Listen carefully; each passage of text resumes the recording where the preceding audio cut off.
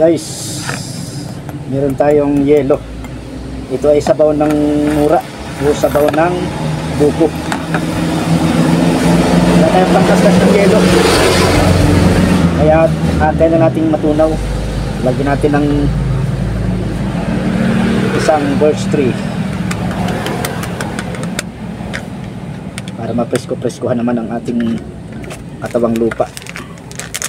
Tapos lagyan natin ng isang Milo.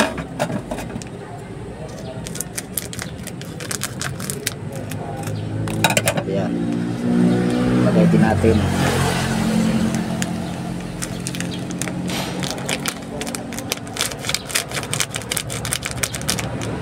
Tapos antayin natin matunaw yung yelo. Mahirap pagka walang pangkaskas. Mag-aantay tayo ng pagtunaw ng yelo, tamang inip.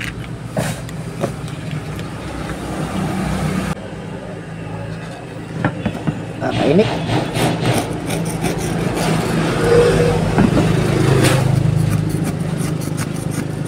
Kasi na lang ng kutsara.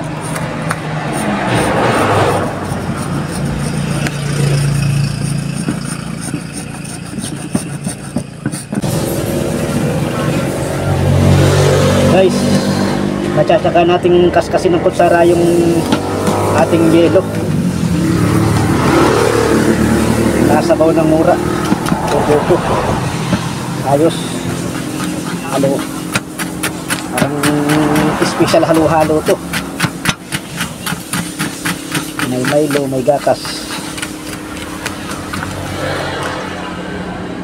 Takip na siya. Madali lang palang durugin ko.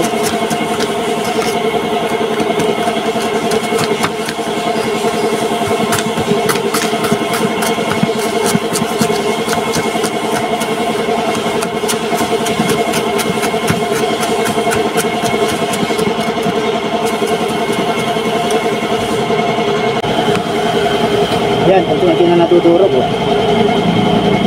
Unti-unti na natudurog, guys. Kutsara lang ang gamit.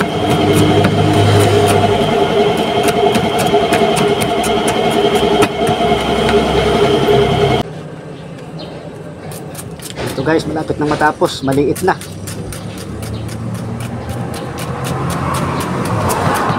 Kakain natin ito maya maya.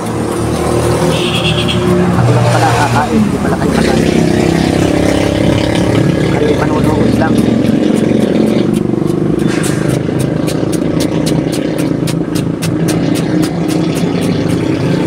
Yan lang.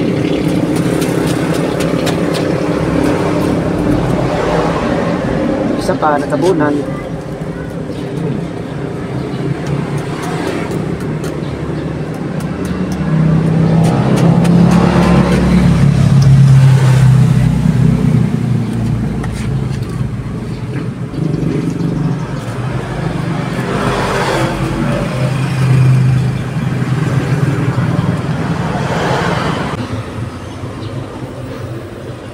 Guys, nakaskas ko na ng kutsara yung ating yelo sa sabaw ng mura. Hahaluin na natin para maghalo na yung gatas at Milo. Wow, yaman ito. Purong sabaw ng mura, isang sachet na Milo at isang sachet na birch tree.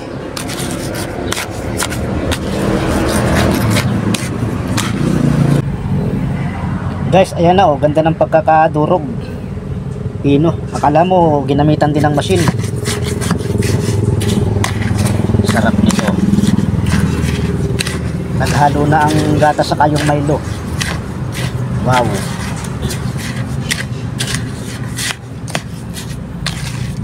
Baka mamaya papakuha uli ako ng mura at ng Majil uli yung sabaw para araw-araw ganito ang aking pampalamig kahit walang masyadong lahok. Milo at gatas lang, katalo na. Para na rin kumain ng halo-halo sa Chowking.